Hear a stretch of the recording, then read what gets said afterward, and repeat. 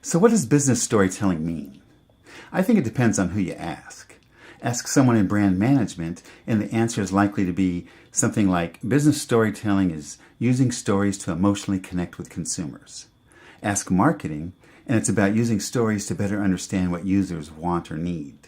Ask the training department and it's about stories to better explain educational content or to make learning more engaging. Sales may even argue that it's about building trust. The funny thing is that they're all correct. It really depends on how storytelling is used. Since a standard definition doesn't exist, we'd like to offer up a useful but simple definition. Business storytelling is a method of using storytelling to achieve business goals. This simple definition reminds us that we are trying to accomplish something in business. We're not just telling stories. We're using storytelling in business to make content more relevant, engaging, and memorable for our target audience. Content that's more effective. Content that makes a difference. To understand why storytelling works, let's first consider a typical business presentation. This should be familiar to everyone. This graph illustrates the problem with ordinary presentations. The attention is high at the beginning of the talk, but at about 10 to 20 minutes into it, the attention span declines rapidly.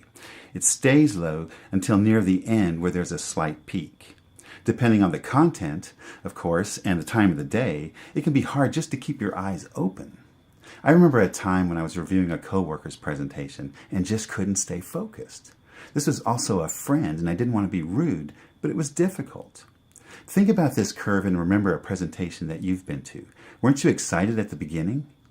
Weren't you again excited near the end because you knew that it was almost over? This suggests that the attention span of humans is somewhere around 10 to 20 minutes. To make matters worse, the most important information usually falls somewhere around the middle when many have that glazed look in their eyes. Now, granted, this represents a talk that's about an hour long. However, shorter talks have a similar graph. The problem is that there's little to no change in the middle. To stay awake while listening, we need change. The mind needs change to stay engaged. Now consider the curve for a typical story or movie. It starts out slow and then over time builds momentum with change or conflicts along the way. These changes refresh our attention. They create tension and the mind wants to know what happens next. The tension is peaked at the end because after all the challenges or crises on the path, we finally get resolution at the climactic ending. We enjoy this type of pattern. We're not tired at the end of a movie like we are with a typical business presentation. We're normally ready to watch another movie or talk about the one we just watched.